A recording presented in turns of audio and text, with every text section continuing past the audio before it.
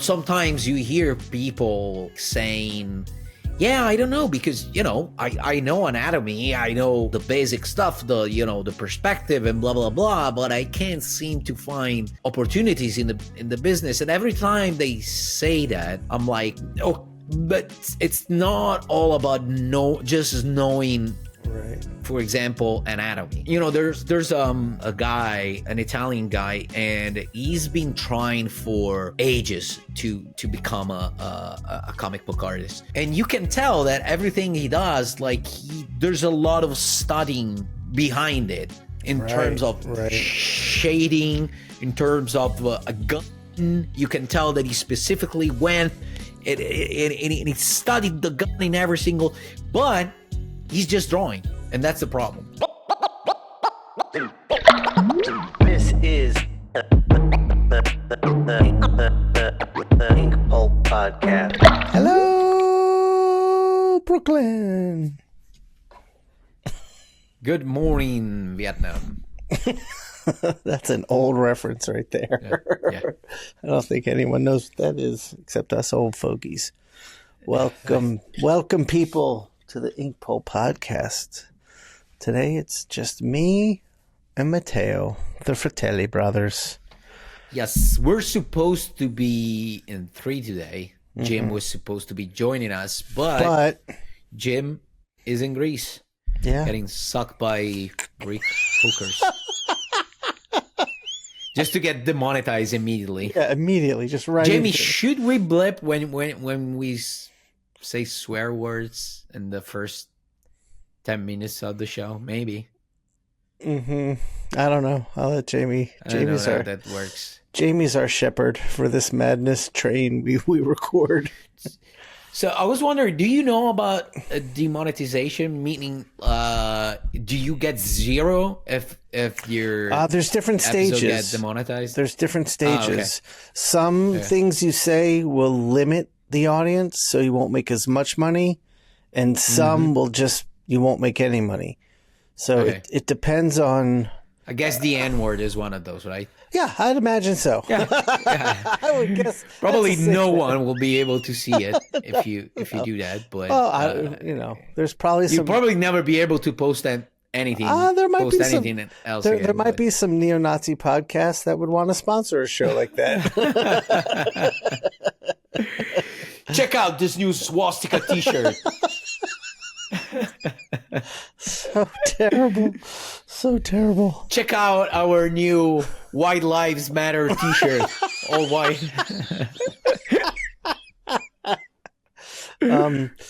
Speaking of which, I got into a rally today. It was really fun. And that was before or after storming the Capitol, Shawn. It's all a blur at this point, man. It's all a blur. So much going on. Well, anyway, I'm glad you got pardoned. So yeah, finally. I'm good. Yeah. It's weird though. I'm the only Jew in the crew, so I feel a little. Well, they don't know you're a Jew yet. Well, you're lucky enough that you don't. Shit. I shouldn't have said that. I just fucked it up. I did see, but yeah, speaking of that, I saw a movie that I thought was interesting. I gotta watch it again. It's called A Real Pain. Have you heard of this movie? Real Pain? No. Yeah, it's so Jesse Eisenberg, you know who that is? The actor? Yeah. He directed it, and it's about these. So you only watch movies with other Jew artists? Of course. I gotta support my peoples. It's a movie about him and his cousin, who's like this, I don't know how to describe him. He's the pain. He's a pain in the ass, but he's also got a big heart. But he's also like crazy. It's a movie about their grandmother dies, and in her will, she left them money to go to the town she was from. Because she left there when she escaped the Holocaust. So it's this whole movie about the two of them like getting a tour of the Holocaust in Poland, like all the sites, and then visiting our house. It's a comedy. It is a comedy. Yeah, It no, is. it's one of those comedies, like bittersweet comedy. Right. Probably, yeah. Yeah, and it is funny, and it's all the emotions. But I don't know. I can't. If you'd seen it, I could talk about it more. It was So the funny parts are the concentration camps. of course, one, right? Of course.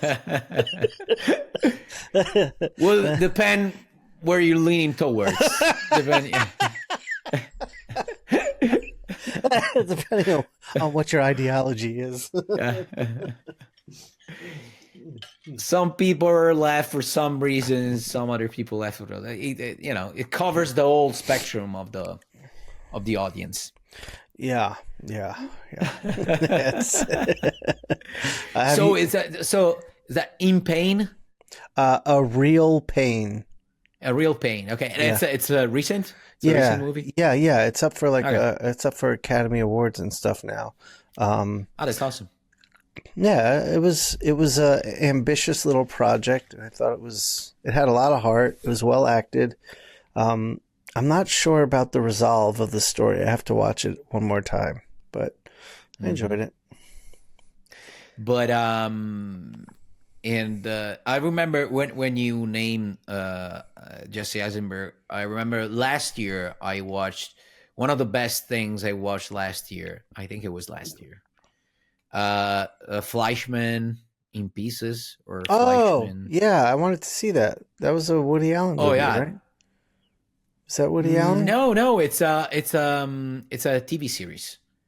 Oh, right. It was good? It's amazing. Oh shit. It talks about relationships, marriage, having kids. It's the story of a family, basically. Right. Now I'm remembering this. Is this on Netflix?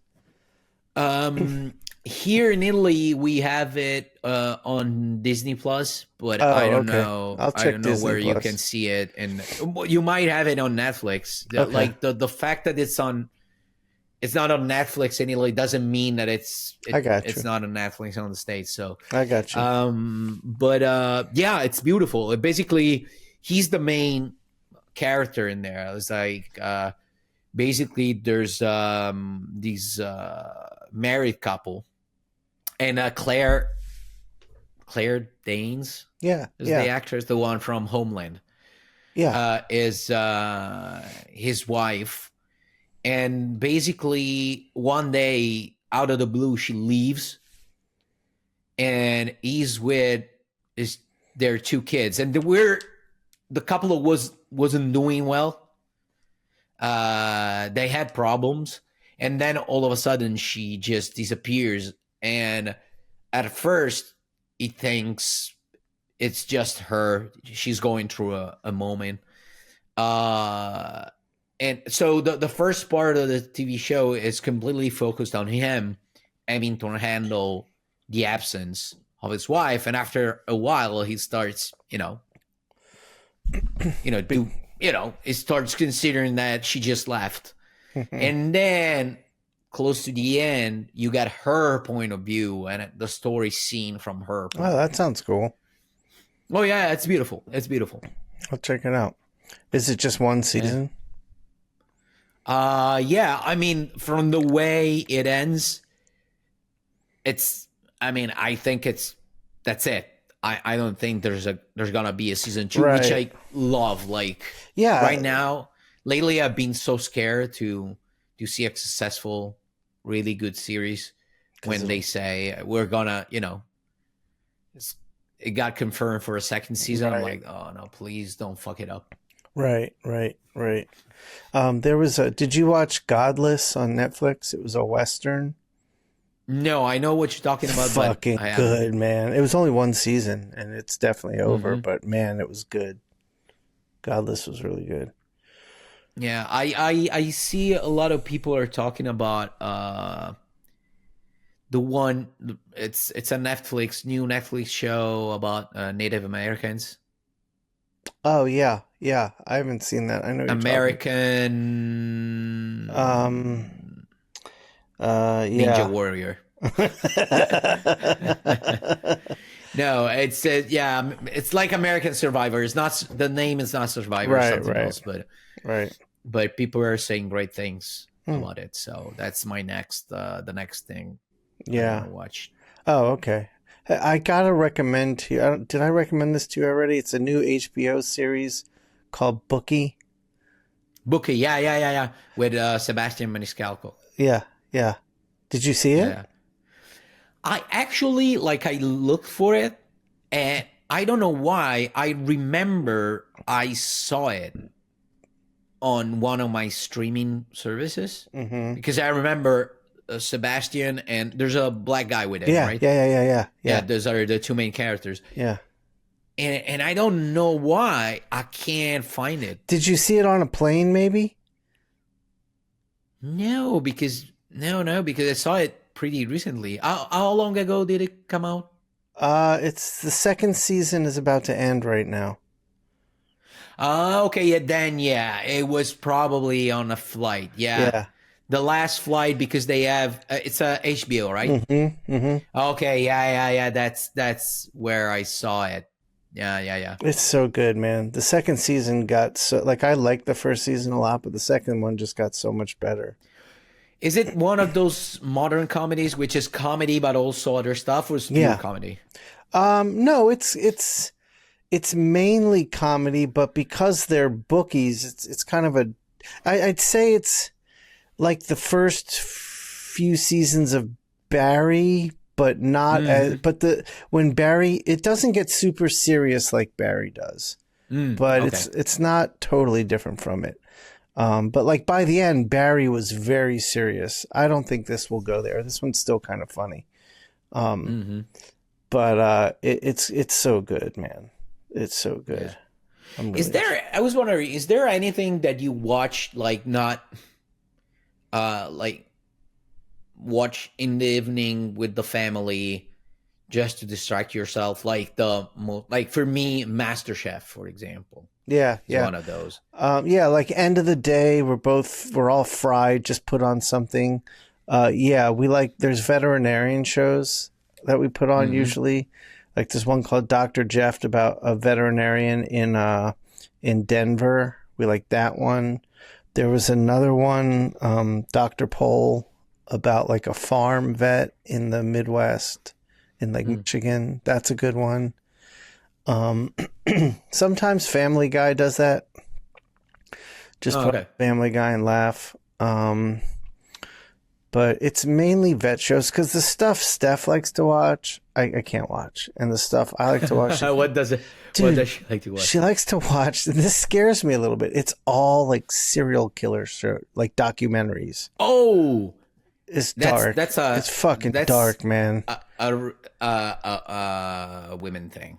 Yeah, I know. From what I hear, what is that? Like I that know. kind of stuff. I know. What is that? I mean, I like that kind of stuff, not for the the bloody parts of it, but I like, especially if I don't know stuff that I don't know. Yeah, I like the investigative part of it. Yeah. She watches and one how show they get finally to I find like that. But I don't, it's she'll be watching a show and it'll describe a murder of a child. And I'm just I don't need this in my head. I don't want this in my head. Now it's in my fucking head. Some dark shit. I don't like those parts, but not, the investigative part I like. If I see a nice documentary about there was recently Netflix released New York homicide or something. So every episode is a specific investigation. Oh, that I would like. Murder. I would like that. So I like that part. The procedurals, yeah. There's go ahead. There's a show she watches called The First 48. It's the 48 hours after a murder occurs, and it's all the cops trying to figure out who did it. And that I like, because that's all procedure. That's just procedure. Yeah.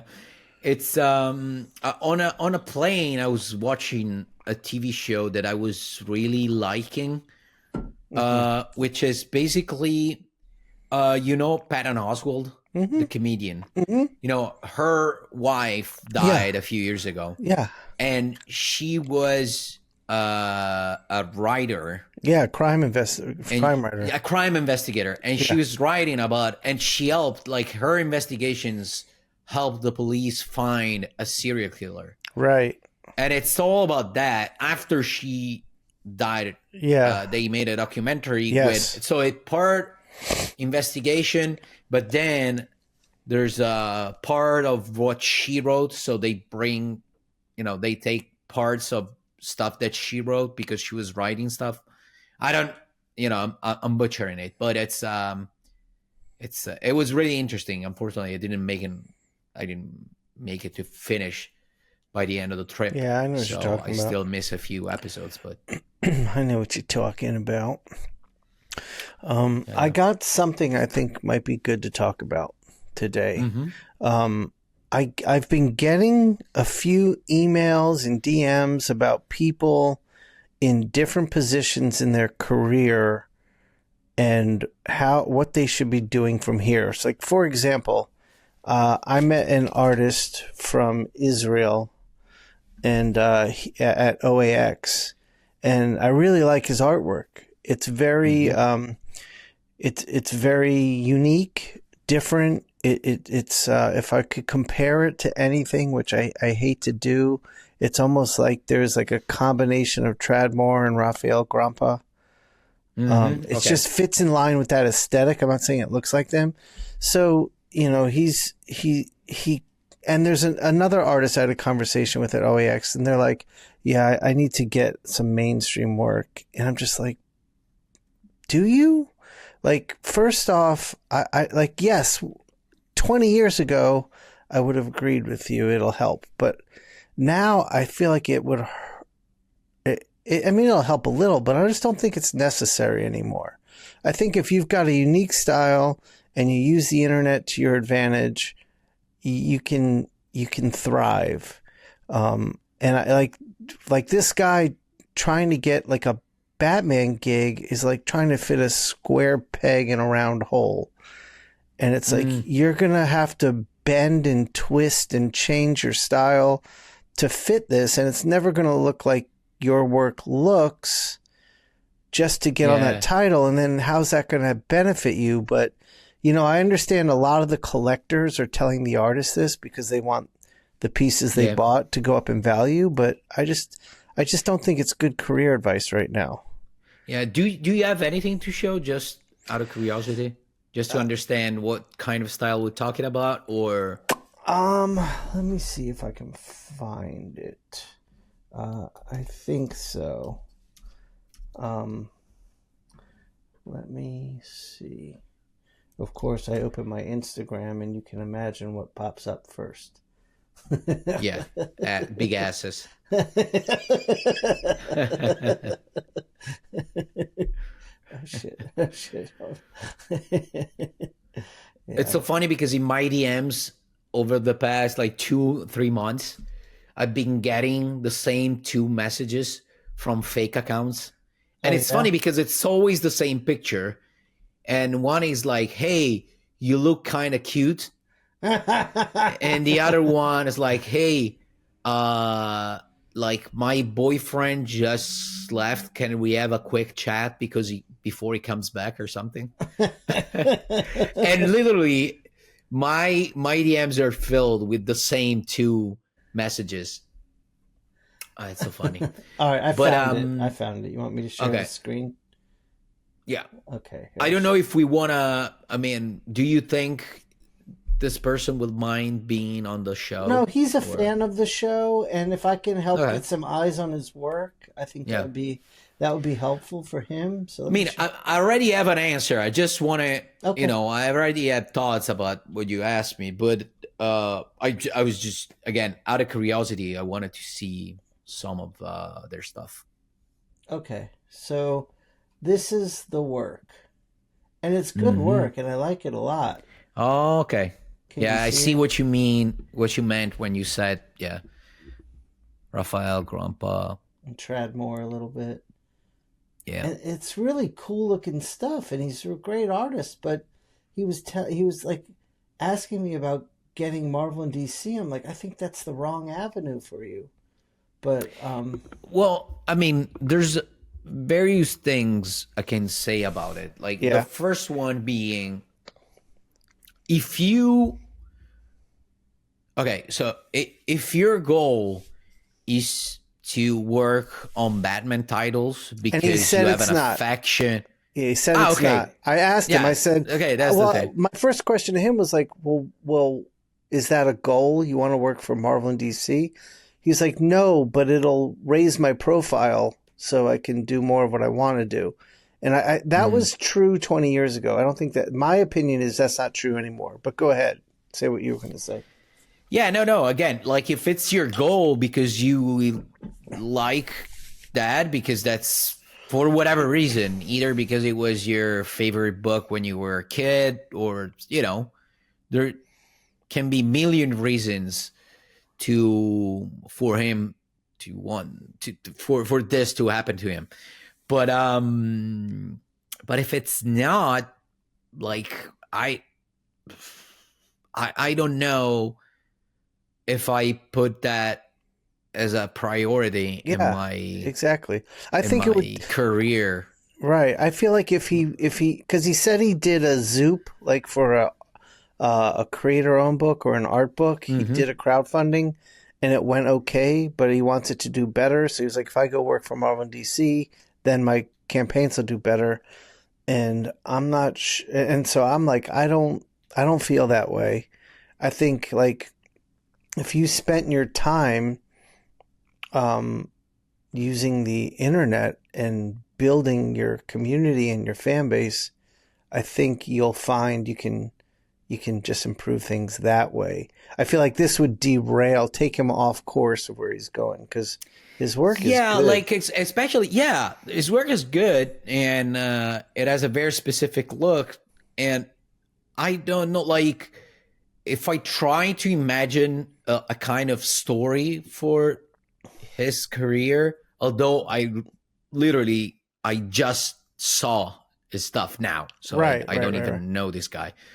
But like if I have to tell myself, if I have to imagine a story for his career, I would see it differently. Like I would see him getting, fans and stuff like that. And then when when you become undeniable, Right. then maybe Marvel or DC could hire you for special things, like the Right. same way they do with Raphael Grandpa Right, right. and all those artists that don't have specifically a house style, Right. but they're Right. really, like they did with what's his name now he's a super famous painter now, Lee.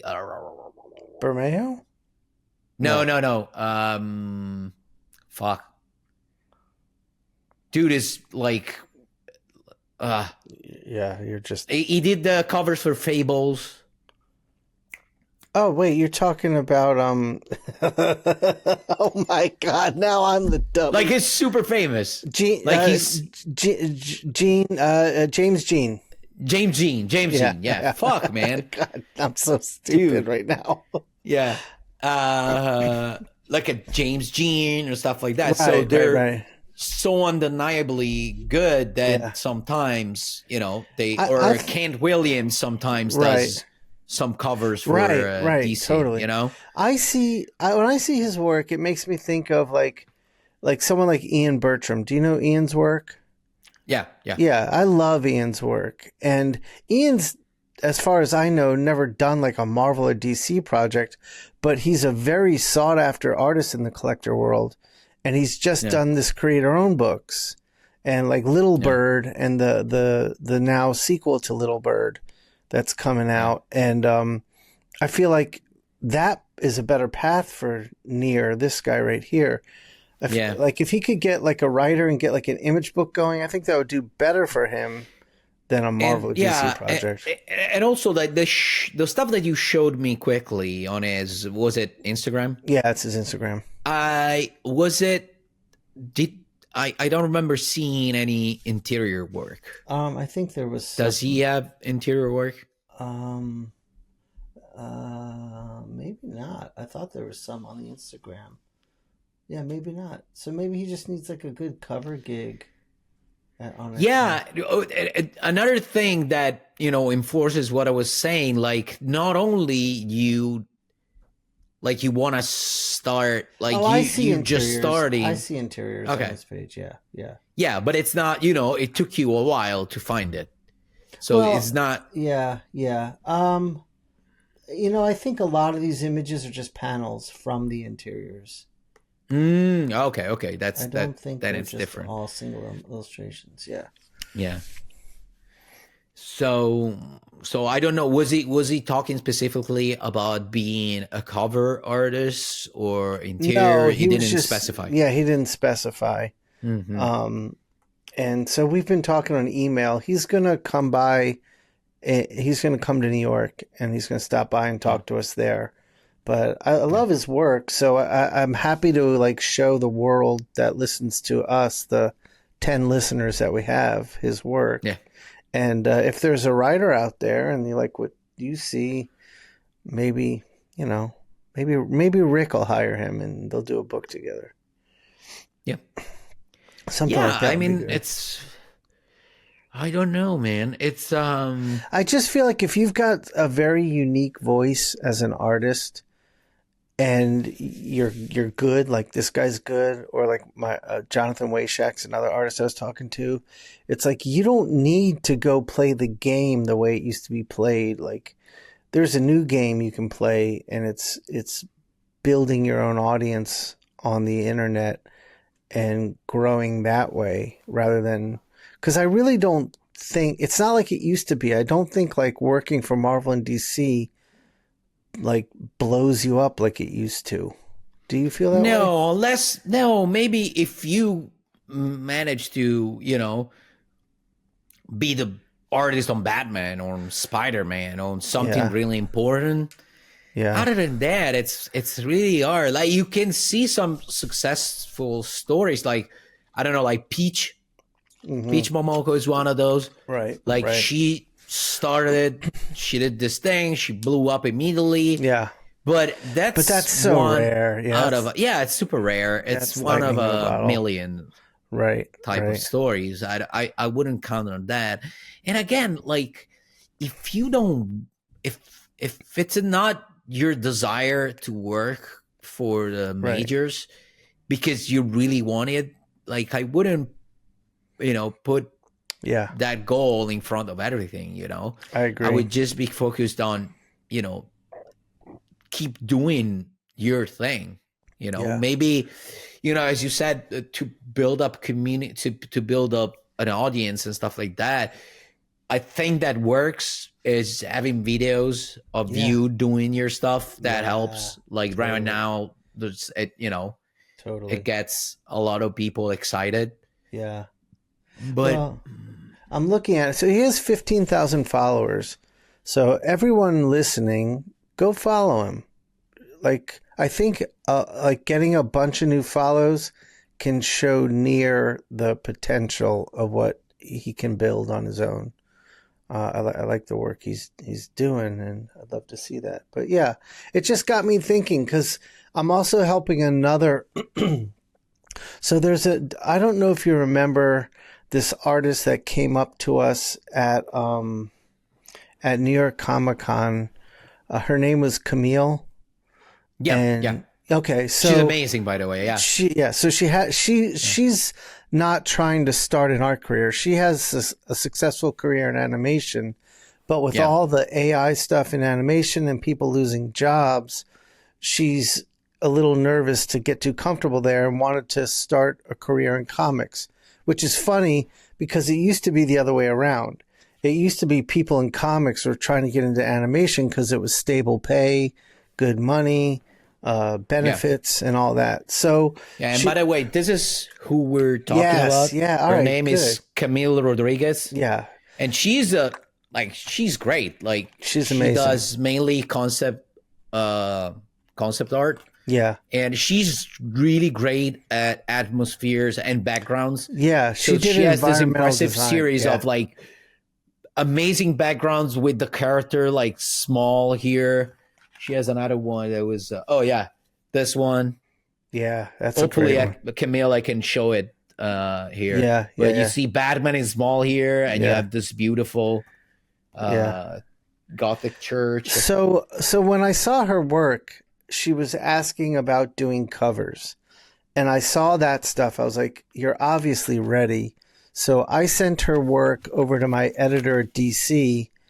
Yeah, and- you see this beautiful stuff. Sorry to interrupt. I just No, want go to show ahead, go ahead. people. Yeah, she's an environmental designer mainly. Yeah. But she got a job immediately. I sent her stuff to DC and they hired her. So she's that's now awesome. Yeah, so they're also asking her about interiors. So she's been like sending me some pages. So did they hire her as a cover artist or Yeah. in animation? In their animation studios? No. In comics, as doing cover work. Oh, that's awesome. Yeah. That's great, man. Yeah, it's awesome. But they also wanted her to do some interiors. So she's putting together some samples. So she's been asking me, like, what do you think, like, for feedback on the storytelling. Yeah. The illustrations and the panels are so beautifully colored and lit and everything. I was like, you're good enough that you'll probably get some interior work. But I gave her some tips on how to tell a story a little better. But she's doing great. But she's also got, like she has writers asking her about doing stuff together, and I think some of the writers had said to her, will you do some samples for me? Now she has samples, so I didn't know the full story, but the first thing I thought was some writers going up, hey, I need you to do samples of my story so I can decide if I want to hire you. And I was like, fuck that. If you've got storytelling samples, like, you're not going to spend days doing, like, I was like, no, don't let the writers bully you around like that. But no, they just wanted these samples of her work. So I think she's going to be a rock star. Like, I saw it in you. You can see it. Although I kind of understand from a writer perspective. I mean, depends on the writer. If the writer is literally a no one, that's what I would too. not. I would not. With all due respect, a no one meaning not because they're bad people, meaning that nobody knows them. They're basically beginners. What do they do?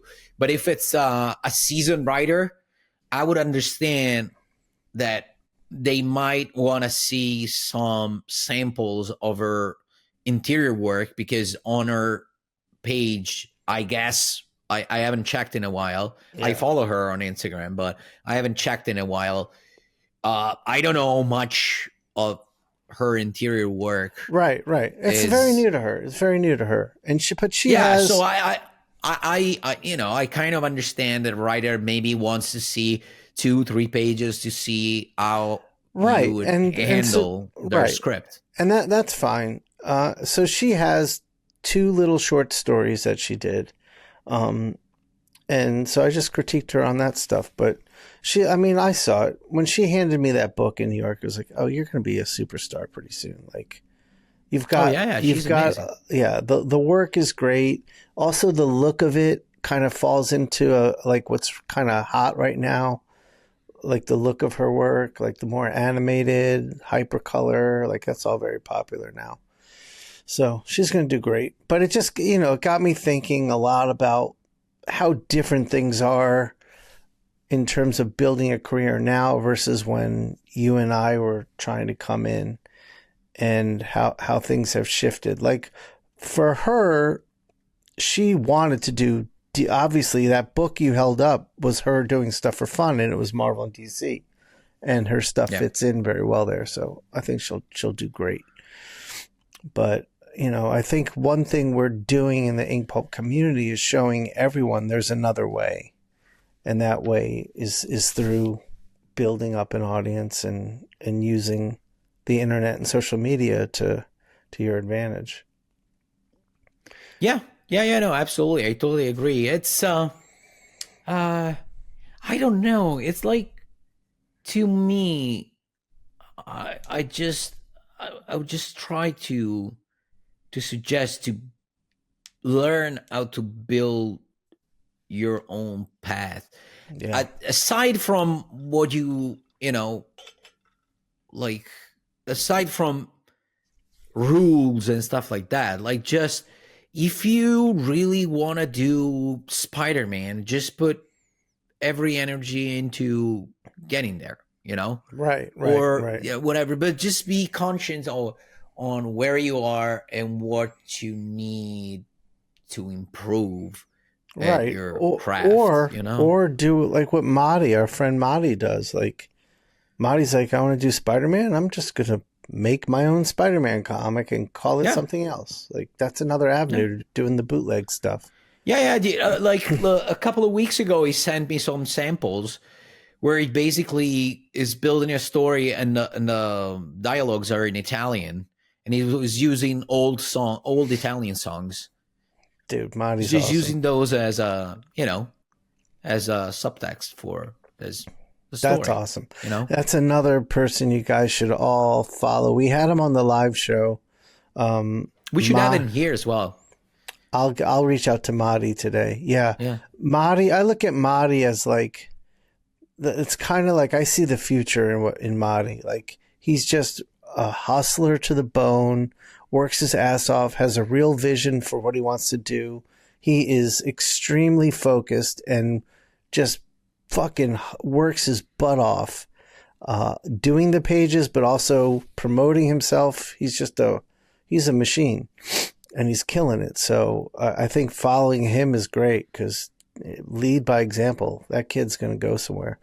I'll reach out to Marty today. He would be great to have on here. That's a good idea. Yeah. For those who might not be familiar, his Marty Keen.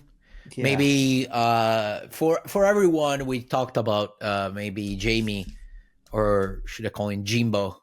Please put their Instagram handles. Yeah, let me show Marty's Instagram real quick. Here we go. Okay, so this is Marty. You should close the Pornhub tab, Shawn. Where's the Pornhub tab? Oh, you left it open. I was like, wait, what? Fuck you. the fact, but it's suspicious. The fact that you didn't laugh immediately. So evidently, before getting to record, there was a Pornhub tab open. To be fair, there wasn't today, but there has been in the recent future. Oh, come on, dude! Like you don't have a Pornhub tab that might be open on your computer. No, I close them all the times. I use it. Well, I do too. And that's why I was like, wait, did I leave something open? But give Marty a follow. Yeah. And yeah, it's always hard. And generally speaking, even when they ask me about, what kind of paper you use, what kind of what kind of brushes, what kind of ink you use, it's always hard. Like, yeah, I mean, if you want, I can tell you what I use and why I use it. And for some stuff, like, let's say, if you ask me brush, I have a specific answer. Like, for example, I use Raphael brushes. And in general, I will tell you, if you don't want to use this, just make sure they're Kolinsky Sable brushes, because this and this and that. But that's, a quality thing, because the Kolinsky Sable has a specific hair, which is perfect if you want to ink comics with a brush and blah, blah, blah. But other than that, it's kind of odd to me. And this goes back to suggestions for your career, because your career is your experience in life. Right. It's like I told you, I don't know, like just get bald and get circumcised. It's like, yeah, it's what I did, but that's where my life led me. But it doesn't mean that. Does that mean you became Jewish? You're bald and circumcised now? Yeah. To be honest with you, I might have something Jewish in me. Really? I have sort of the nose. We do look alike. Yeah. I mean, people sometimes confuse us for brothers. So it's either you look too Italian or I look kind of Jewishy. Or it's kind of right in the middle, where you're a little Jewish, I'm a little Italian, and we can trace our roots back to Signor Fratelli. Yeah. what have you seen? Oh, by the way, What? have you seen the thing that's going on now? Which I think is just. I'm pretty sure it's just a joke. They're making a joke about the fact that Bill Burr and Billy Corgan really look alike. No, I haven't seen this.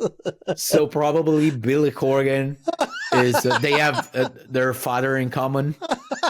Bill's father is Billy Corgan's father. Dude, that's a perfect comic strip. Those two as kids. You got the little like simp boy and angry Burr. Yeah. And it's funny because when you see them side by side, there's a lot in common. Like they really look alike. It's incredible. That's awesome. But yeah, going back to what I was saying earlier, like it's sort of like even for paper. So you think always it's like, weird I when don't want to people sound ask like that? an asshole, but I don't want to sound like an asshole. But when they ask me about the tape paper, I'm like, yeah, I use this one because I tried papers, and this one is the one. It's Stratmon 500 is the one that responds better with what I'm doing. But you know, it's a process. I arrived there because I tried other stuff, Well, and right, then I okay, landed on all right. that. But it doesn't mean that it's gonna be great for you. you know? No. Because I understand why they're asking this. I see it as I like what Matteo's achieving, like the way my mind works. If I was like a young artist coming up to you and I ask it, like, I like what he's achieving. I want to know what he's using because I want to try that and see if I learn something along the way about what I do. Because if I like what he's achieving, there's something there I want to learn from. So I get it. You know, it's like... No, but I get, don't get me wrong. I get exactly the mental process that takes a person from, you know, looking at my stuff, and then if they see me at a show or if they follow me online, asking me then what I use. I totally understand the mental process. I respect it. And that's why you know, if I see the question or if I get asked the question in person, I always respond. I never like, wow, Right. whatever, fuck you, you know? Fucking, yeah.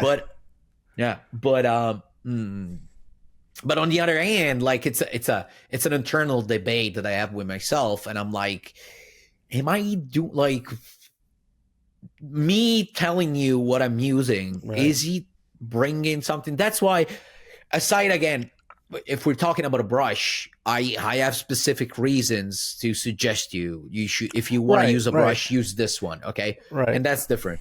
But for other stuff, I'm like internally.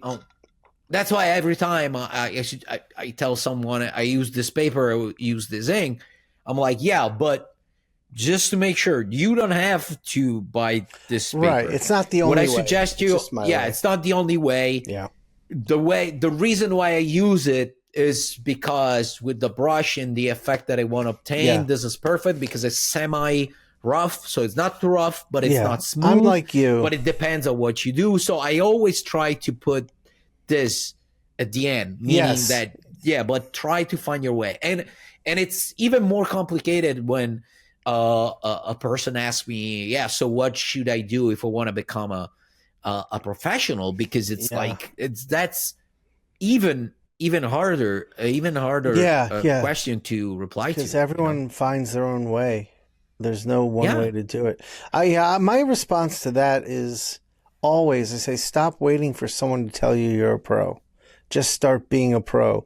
Just go make a comic strip, put it on Instagram, put it on the web somewhere. Just start doing it.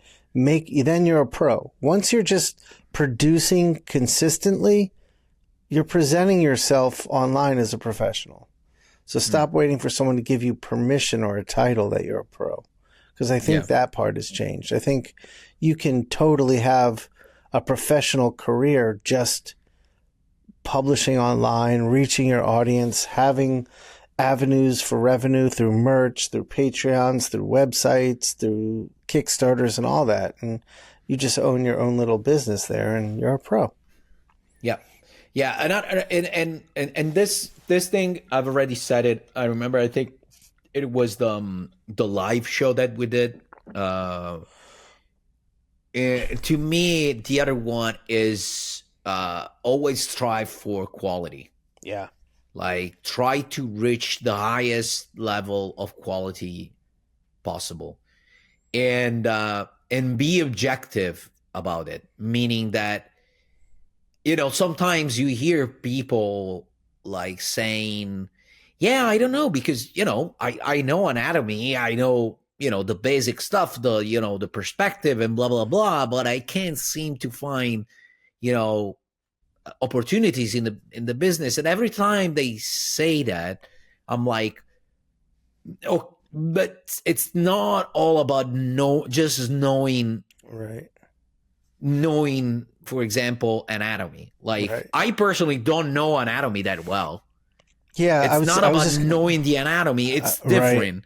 Right. Like it's creating quality stuff. Right. Yeah. You may not know anatomy deeply, but you're able to draw in a convincing way where it doesn't look wrong, where the eye believes it. It's like looking at Bruce Timm's work. There's not a lot of descriptive anatomy, but the shape is generally there. And it's enough, and it works. Yeah. It's and it also it's a mix of so many things, especially in comics. That there's a guy, an Italian guy, and he's been trying for ages to become a comic book artist, and you can tell that he does a lot of research. He keeps doing like test pages over test pages. And you can tell that, I mean, he got some work here and there, but he's never getting there, Mm-hmm. And you can tell that everything he does, like there's a lot of studying behind it in terms of shading, in terms of a gun. You can tell that he specifically went and he studied the gun in every single, but he's just drawing. And that's the problem. Right. You're not just drawing. Like doing comic books, it is drawing with a specific intention. So maybe you can present a scene, I don't know, in ancient Greece, and everything's perfect. The columns are the perfect ones that existed because you search in a history book how the columns were, and the everything, the clothes are perfect. But then if you don't have the ability of lurking me in, how do you say, of sucking me in into the story, it doesn't matter. It's like, it doesn't matter. It's like if I come to you and tell you, hey, so there's a guy in ancient Greece, this guy was an emperor back then, used to blah blah blah blah blah, and he was in this temple, and the temple was white, and he had five columns on the right. And or if I come to you and I started telling you a story like from, I don't know, the guy was looking into your horizon and he saw a specific thing which is specific from Greece. So without telling you that we're in Greece, you understand already by the name of the guy and by what he's describing that he's in another time. It's not in the present time. So there's a way to attract the person to a story, Yeah, well, the difference is you just explained a story versus a history lesson. Yeah. And that's the big difference. You just need Which is the difference between doing comics and just drawing. Right. Right. It is not just drawing. Right. Yeah, and also it's like when you're telling that story, you need to convey the idea of Greece to the average person. Yeah. So all you need is enough of like the landmarks to say this is Greece. You don't need everything to be perfect and accurate. You just need like a few columns and someone in a toga, and you're like, oh, this is Greece. But you can be specific. You can do research and be very specific. It doesn't matter, but it's not the only thing that matters. Like the fact that you're you're making me wanna listen to the story. One aspect could be that you're very descriptive in what you're doing, but Right. that's not enough. Like, you can do Right. that, but you also have to do another 10 different things, Right. in order to make me want to keep listening to this story, Right. Yeah. I And agree. and yeah, there's it's I don't know what I wanted to say originally. I don't You know were if talking about an what I'm Italian saying. artist who gets lost trying Well, to yeah, make yeah, yeah, things. yeah. And it's yeah. I was trying to get back to the original thing that I wanted to say, and it's like, the fuck did I want to say? I think it was pretty important, but evidently not that much. Welcome to the brain of Matteo. Yeah. I don't know. Oh yeah, the quality. Yeah. So, like, in a head of somebody, that could be considered quality because Right. I'm drawing everything.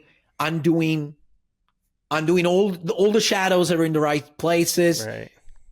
Everything I'm doing is literally what the script says. Right. But you're not doing quality work. Right. The quality level that you're putting on the page is really, really low. Right. It could be really, really low. And that, no matter how many pages you do, it's, you're never gonna make it because you're not conscious of the fact that you're not putting quality on the paper, Yeah. So that to me should be a priority. And learning how to recognize it. And I think that learning how to recognize it comes, like in everything else in life, comes to a great spirit of observation. Look at the stuff, whatever you're looking at, whether it's a building, whether it's a movie, whether it's trying to understand, okay, do I like this thing? Okay, why? Do I think this thing as a high quality level? What's the element that make it a quality thing, and understand that. Once you understand that core concept, then you'll be able to do quality stuff, and recognize whether you have quality in your work or not, or you need to work more on what you're doing, Right. And once you have that, you're pretty much, undeniable, because if the quality is there, it might take you a few steps. There's some people that, it might take longer for people to see. Sure. But it will happen, Yeah. It will I happen. agree. Especially nowadays, you have social media, you have everything. That's my point. Is like, if you've got the quality and you use the internet to your advantage, you can make your way. You can find your audience. Yeah. Absolutely.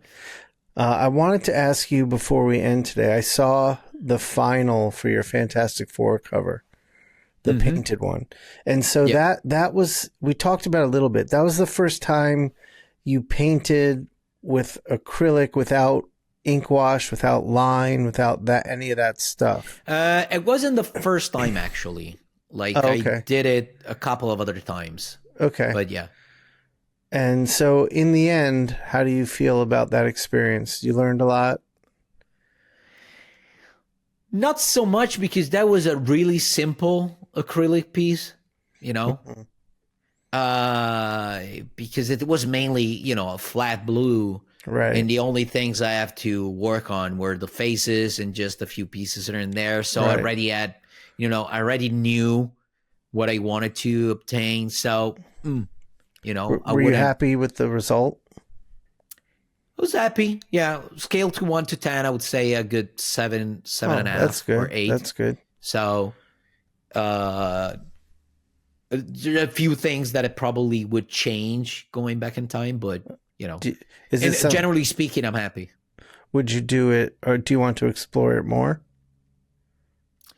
Yeah, probably I would change a few. Yeah. But like things. On future covers, do you think you'll try that technique again? Yeah, sure. Yeah. Yeah. I don't know, like, especially now, like, my head is so far away from covers and painting, because I have, as I told you last time we talked, I have 200 and something pages to be finished Yeah. by this year. So it's just gonna be interiors. Yeah. And that's it. My year is gonna be interiors, and that's it. Are you gonna do the covers on any of the books you're working on? I've already done the covers for the Millar book. The way it works with him. Yeah, the way it works with him, it just sends you the moment it tells you, okay, we'll start, you already have all the scripts. So from then on, it just you do the covers first, all the covers, and then you start working on the book. Oh, okay. Oh, I like that. I like that a lot. Yeah. So I already have the it's 5 issues, so I already have 5 covers done, and issue number 1 is gonna be done in a few days. And what about the last Halloween? Are you doing the cover for your issue?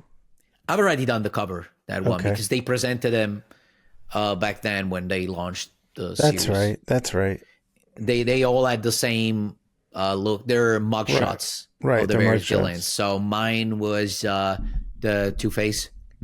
That's right. I remember that now. Yeah. But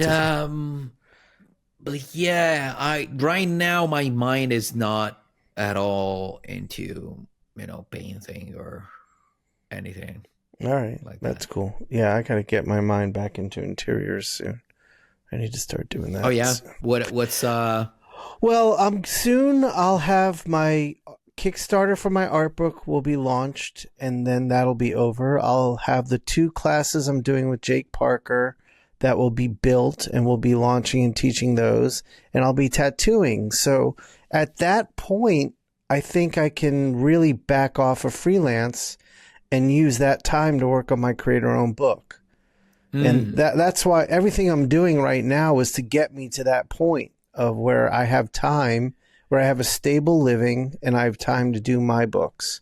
Because just living off freelance, I've never had time to do my own thing. So that's why I built these avenues. So I think by the end of the year, I'll be in a position where I'll be doing my character designs and outline for my first book. And I'm going to do something. My first one, I'm going to do just like a short, 48-page one-shot thing. And then after that, I have a graphic novel or a mini series I want to tell. And then after that, I have a big world and big series I'll launch into. So I've got a plan. That's awesome, man. Yeah, I'm excited. I wanted to, so everyone listening, we're about done here. But if you subscribe to the Patreon, you're going to get the next half hour that Mattteo and I are going to record. And I can tell you, when we touched on talking about anatomy, I have a question for Mattteo. That's going to be a really good talk. So we'll talk about that over there in the Patreon. So subscribe and you'll be able to hear it. Yep. Can I plug a little something before we go? Absolutely. So I spoke about that in the episode we just recorded with Jason a few days ago. By the way, Jason, I forgot when we did the other episode with him last year, he's a pretty good podcast guest. He doesn't shy away from questions. He can expand really easily. Yeah. It's not nervous at all. It's really natural. So I agree. It was great. I would have recorded another 30 minutes with him. Yeah. Jason's great. And if you get him talking about something he's passionate about, he'll go. Yeah. So what I wanted to plug is, since we talked about it with Jason a few days ago, and I just made the flights for Dallas literally a few hours ago. Okay. So I'm going to be at Collector Summit, which is a new show created by Heritage Auctions.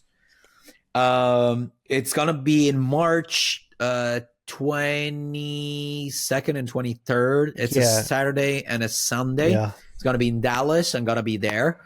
If you're interested in getting commission, there's going to be a few slots available for mail away commissions too. Right. So if you're interested, please subscribe to my newsletter on my website, matteoscalera.com. And soon I'll be sending you details on how to get on my commission list. Excellent. Please get on all of our newsletters because we have a lot coming up and we're going to be using those to talk about it. So go to inkpulp.tv, sign up for my newsletter. Go to, is it matteoscalera.com? Yep. And get on Matteo's newsletter, and jimmafood.com to get on his newsletter. And with that being said, Matteo, take us away.